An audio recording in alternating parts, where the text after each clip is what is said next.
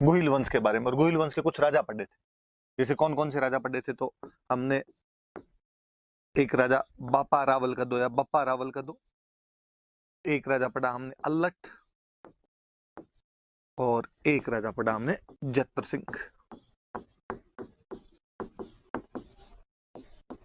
ये सब जानकारियां कल पढ़ी थी हमने गोहिल वंश के बारे में, बापा रावल, अल्लट और जत्र सिंह। थोड़ा सा मैंने और बताया था मेवाड़ के, दो चीजें बताई थी, एक तो मेवाड़ का ज्योग्राफिकल एक्सपेंशन, उसका भौगोलिक विस्तार, और एक हमने पढ़े थे उसके प्राचीन नाम, एंशिएंट नेम्स। ये वाला कल का अपना ले दे के लेखा जोखा है। सीधा सा ऊपर से आ जाओ, अपने सबसे पहले लिखा हुआ है कि मेवाड़ का जियोग्राफिकल एक्सपेंशन, कि उसका भौगोलिक विस्तार कहां कहां था। मैंने आपको मैप के माध्यम से बाकायदा बताया था कि अपने उदयपुर, चित्तौड़गढ़, राजसमंद, भीलवाड़ा और प्रतापगढ़ वाला जो कुछ पोर्शन है, इनको अपने मिलाएंगे तो वो अपना आज का क्या बन जाएगा, मेवाड़ बन जाएगा। फिर तो भौगोलिक विस्तार बताया था। फिर हमने उसके एंशिएंट नेम्स पढ़े थे कि उसके प्राचीन काल में उसको क्या बोलते थे। मैंने 3 नाम बताए थे आपको, कि इसको मेदपाट कहते थे, इसको प्रागवाट कहते थे, और इसको सिवी जनपद बोलते थे। तो 3 नाम हो गए उसके, मेदपाट, प्रागवाट और सिवी जनपद नाम करके। फिर हमने गुहिल डायनेस्टी के बारे में पढ़ा कि गुहिल डायनेस्टी क्या थी क्या नहीं थी, गुहिल कौन था कौन नहीं था, इसके बारे में कई जानकारियां पढ़ी। तो हमने इसके बारे में एक जानकारी पढ़ी थी कि गुहिल के लिए कहा जाता है कि वो गुजरात में एक जगह पड़ती है वल्लभी, वहां के कोई राजा थे शिलादित्य, उनका बेटा था, और मम्मी का नाम था पुष्पावती। फिर हमने इसके बारे में और पढ़ा था कि चूंकि गुफा के अंदर जन्म हुआ था, ऐसी कहानियां हैं, गुफा में जन्म हुआ, गुफा को गुहा बोलते हैं, केव केव के अंदर जन्म हुआ, उसको गुहा बोलते हैं, तो गुहा से गुहिल बन गया था इसका नाम। और हमने ये भी पढ़ा कि इसका जो टाइम पीरियड रहा होगा वो 566 ईस्वी के आसपास में रहा होगा। मैंने आपको यह भी बताया था कि अपने कैसे पता चलता है कि 566 के आसपास में रहा होगा। मैंने एक अभिलेख की बातें बताई थी आपको कि सामोली अभिलेख, इसके बारे में मैंने बताया था कब का है, कि ये वास्तव में अभिलेख तो है 646 एडी का, और ये वास्तव में कोई शिलादित्य नाम करके यहाँ पे राजा हुआ था, उसका अभिलेख है। कई बातें बताई थी मैंने आपको कि इसके अंदर लिखा हुआ है कि शिलादित्य जो है वो गुहिल का 5वां वंशज है, कि पहले गुहिल हुआ था, फिर भोज हुआ था, फिर आपके नाग हुआ था, महेंद्र हुआ था, नाग हुआ था, और उनके बाद में आपके शिलादित्य हुआ था, तो उसका 5वां वंशज है। और 20-20 साल का टाइम मानते हैं, तो वो टाइम जाके आपका 566 एडी होता है। तो इससे पता चलता है कि गुहिल वंश उस टाइम शुरू हुआ होगा। फिर सामोली अभिलेख के बारे में हालांकि मैंने और बताया था कि अभिलेख कुछ अलग जानकारियां भी देता है। अभिलेख कहता है कि यहाँ पर एक कोई जंतक महतर नाम का बंदा था, और उसने एक माता जी का मंदिर बनवाया था, अरण्यवासिनी माता जी का मंदिर, जिनको आजकल अपने बोलते हैं जावर माता।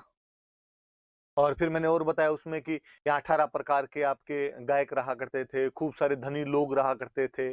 और जब अंत समय आया तो जतक ने एक जगह पड़ती थी देवबुक, और उस देवबुक नाम के स्थान पर अग्नि के अंदर प्रवेश कर लिया था, फायर बाथ कर लिया था, एक तरीके से अग्नि में प्रवेश कर लेता है, अपने जीवन को समाप्त कर लेता है। गोहिल के बारे में हमने ये भी पढ़ा था कि ये सूर्यवंशी थे, हिंदू वाला तो है ही कि भाई सूर्यवंशी हिंदू थे। तो गुहिल के बारे में जानकारियां पढ़ी। फिर हमने पढ़ा कि इनका पहला कोई बड़ा राजा हुआ था, तो वो बड़ा राजा हुआ था बापा रावल। बापा रावल के बारे में हमने क्या क्या पढ़ा, तो इसकी बातें कर लेते हैं अपना। बापा रावल के बारे में पढ़ा कि ये कोई हरित ऋषि का शिष्य था। फिर मैंने कहानी बताई थी कि हरित ऋषि गायन चराता था, हरित ऋषि महादेव जी के भक्त थे, महादेव जी से कह के इसको मेवाड़ का राज्य मांगा इसके लिए। और ये 734 ईस्वी में इन हरित ऋषि के आशीर्वाद से 734 ईस्वी के अंदर ये आपके मान मोरी नाम के राजा को हराता है चित्तौड़ में, और मान मोरी को हराकर चित्तौड़ पर कब्जा कर लेता है। पर अपनी राजधानी ये नागदा में रखता है, और नागदा के पास में एक जगह पड़ती है कैलाशपुरी, और वहां पर चूंकि महादेव जी के भक्त थे इसलिए एक लिंग जी का मंदिर बनवाता है। खुद को एकलिंग जी का दीवान मानता है कि राजा मैं नहीं हूं, मैं तो उनका दीवान हूं। सोने के सिक्के चलाता है, 115 ग्रेन का सोने का सिक्का था। मुस्लिम सेना को हराते हुए गजनी तक चला गया, गजनी के राजा सलीम को हराता है, अपने भांजे को बना के आता है। हमने और पढ़ा कि एक इतिहासकार हुए CV वैद्य, हिस्टोरियन में चिंतामणि विनायक वैद्य, और वो इसकी तुलना एक फ्रेंच कमांडर से करते हैं, और उस फ्रेंच कमांडर का नाम है चार्ल्स मार्टेल। पाकिस्तान जा रहा था तो अफगानिस्तान जा रहा था, बीच में पाकिस्तान के एक शहर में रुका, उसका नाम पड़ गया, हमने कहा उसका नाम है रावलपिंडी। फिर हमने इसकी उपाधियां पढ़ी थी, कुछ हमने उपाधियां पढ़ी थी कि बापा रावल क्या क्या उपाधियां हैं। तो ये चूंकि हिंदुओं के लिए अंधकार दूर करने वाला है, इसलिए इसको कह दिया भाई हिंदू सूर्य। राजाओं को एक तरीके से एग्जाम्पल सेट कर रहा था, तो राजगुरु। चारों दिशाएं जीत ली, तो हमने इसको कह दिया चकवे। हमने बापा रावल के बारे में खूब सारी बातें पढ़ी थी। फिर हमने एक राजा पढ़ा अल्लट। अल्लट के बारे में सीधी सीधी बातें तो ये है कि इसने एक दूसरी राजधानी बनाई थी आहड़। पहले नागदा थी, आहड़ को एक सब सेंटर के रूप में स्थापित किया। हमने पढ़ा कि आहड़ के अंदर इसने विष्णु भगवान का एक मंदिर बनवाया था, वरा। आहड़ के अंदर इसने अपनी नौकरशाही की स्थापना की थी, ब्यूरोक्रेसी की स्थापना की थी। हमने एक इसके बारे में ये पढ़ा कि इसकी एक वो शादी जो हुई थी हूण राजकुमारी से भी थी, और उस हूण राजकुमारी का नाम हरिया देवी था, और हरिया देवी ने हर्षपुर नाम का गांव बसाया था। अब ये मैंने बताया था कि आहड़ राजधानी है, वरहा का मंदिर है वहां पे, और नौकरशाही की स्थापना की। ये जानकारी कहां से मिलती है? तो हमने कहा ये जानकारी तो सारणेश्वर प्रशस्ति से मिलती है। हूण राजकुमारी हरिया देवी से शादी की थी, ये जानकारी कहां से मिलती है? हमने कहा ये आठपुर अभिलेख से मिलती है। सीधी सीधी याद रखने वाली बात। फिर एक राजा आपका देख लो, जैतर सिंह। जैतर सिंह के बारे में पढ़ा था। जैतर सिंह के बारे में क्या पढ़ा हमने? तो जैतर सिंह के बारे में युद्ध पढ़ा था बूताला, मैंने बताया था 1227 में हुआ था। इल्तुतमिश दिल्ली का सुल्तान था, उसके साथ हुआ था। हालांकि जैतर सिंह जीत गया था, पर जब इल्तुतमिश की सेनाएं लौट रही थी तो उन्होंने नागदा को लूट लिया था, और नागदा को लूट के उसको तहस नहस कर दिया। इसलिए नई राजधानी बनाने की जरूरत पड़ी, तो नई राजधानी इन्होंने जाके बाद में चित्तौड़ बनाई, परमारों से छीन के चित्तौड़ को राजधानी बनाई थी। इतिहासकार हुए अपने दशरथ शर्मा, उन्होंने कहा कि इसका जो टाइम है वो मिडिवल मेवाड़ का गोल्डन एरा है। इतिहासकार हुए अपने ओझा जी, और उन्होंने कहा कि दिल्ली में जो गुलाम वंश था, उसके जितने भी सुल्तान थे गुलाम डायनेस्टी के, उनके यदि कंटेम्पररी कोई हुआ था तो वो अपना जैतर सिंह हुआ था, और इसकी तारीफें उन विरोधियों ने भी की। मैंने कहा था इस युद्ध की जानकारी एक बुक में मिलती है, बुक का हमने नाम पढ़ा था हमीर मद मर्दन। मैंने कहा था यहाँ पे हमीर का मतलब है इल्तुतमिश, तो इल्तुतमिश की घमंड को तोड़ दिया। बुक किसने लिखी? मैंने बताया था जयसिंह सूरी ने। जयसिंह सूरी कौन था? हमने फिर पढ़ा था कि गुजरात में कोई जगह पड़ती है धोलका, और वहां पे सोलंकियों की एक ब्रांच थी बघेल, और बघेलों का एक राजा था वीर धवल। वीर धवल के दो मंत्री थे, एक का नाम था वस्तुपाल, एक का नाम था तेजपाल, और ये उनका आदमी था जयसिंह सूरी। और उसने एक किताब लिखी और उसमें वीर धवल की तारीफ है कि साहब वीर धवल गया और ऐसे ऐसे जाके इल्तुतमिश को उस युद्ध के अंदर हरा के आया था। हालांकि बातें ऐसी नहीं है, जैतर सिंह ने उसको हराया था, अन्य कई अभिलेखों से इसकी पुष्टि भी हो जाती है। तो एक तो रतन सिंह के बारे में और एक हमीर के बारे में। रतन सिंह के बारे में सीधी सीधी सी बात है कि इसी के टाइम में अलाउद्दीन खिलजी ने अटैक किया था।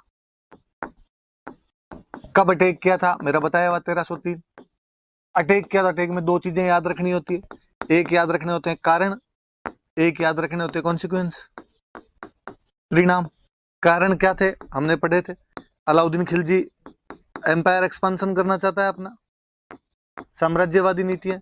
फिर हमने पढ़ा था कि चित्तौड़ का स्ट्रेटेजिक इंपॉर्टेंस था, चित्तौड़ का इकोनॉमिक इंपॉर्टेंस था।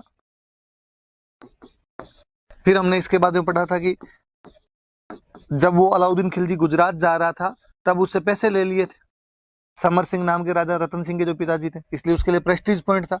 फिर हमने पढ़ा था कि चित्तौड़ का प्रभाव बढ़ रहा था, इन्फ्लुएंस जो था वो इंक्रीज हो रहा था, और एक कारण मैंने पढ़ा था कि पद्मिनी की वजह से किया था। हमला किया तो क्या हुआ यहाँ पे? तो मैंने फिर आपको बताया था पद्मिनी के बारे में, पहले पद्मिनी के बारे में कुछ बातें बताई थी। क्या बातें बताई थी? कि सिंहल द्वीप की राजकुमारी थी, मम्मी पापा के नाम बताए थे कि गंधर्व सेन की और चंपावती की पुत्री थी। किसने उसके बारे में बताया था? तो मैंने बताया था आपको, राघव चेतन नाम के बंदे ने उसके बारे में बताया था। और परिणाम देख लो तो क्या हुआ? तो यहाँ पर उस टाइम साका किया गया। कब किया गया? तो हमने पढ़ा था 25 अगस्त को। साके में दो बातें होती है, मैंने बताया था, एक होता है जोहर, एक होता है केसरिया। जोहर किसने किया? तो पद्मिनी ने। अकेले ने किया? नहीं साहब, 1600 अन्य रानियों के साथ किया। केसरिया किसने किया? तो रतन सिंह। साथ में और कौन, तो उसके 2 सेनापति, वो कौन थे, तो गोरा बादल।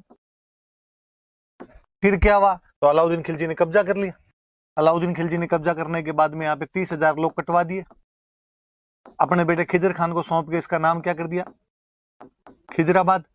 धाईबी पीर वाली जो दरगाह है उसमें इसका नाम खिजराबाद मिल जाता है अपने को, धाईबी पीर वाली दरगाह के अंदर इसका नाम। फिर हमने पढ़ा ये जो खिजर खान था, इस खिजर खान ने यहाँ पर एक तो पुल बनवा दिया गंभीरी नदी पर, एक मकबरा लिखवाया, उस मकबरे में एक फारसी भाषा का अभिलेख है, इंस्क्रिप्शन, और उस इंस्क्रिप्शन के अंदर हमने पढ़ा कि उसकी उपाधियां मिलती है अपने को अलाउद्दीन खिलजी की। उसको सिकंदर सेकंड कहा हुआ है, उसको शेड ऑफ गॉड कहा हुआ है, उसे प्रोटेक्टर ऑफ वर्ल्ड कहा हुआ है। कुछ दिन वो रहा था और उसके बाद मालदेव सोनग्रा को दे दिया था, और मालदेव सोनग्रा का एक नाम और मैंने बताया था आपको, उसका नाम मुछाड़ा मालदेव है ना। और फिर मैंने 2-3 बुक्स बताई थी, एक मैंने बुक्स बताई थी खजाइनुल फुतूह है,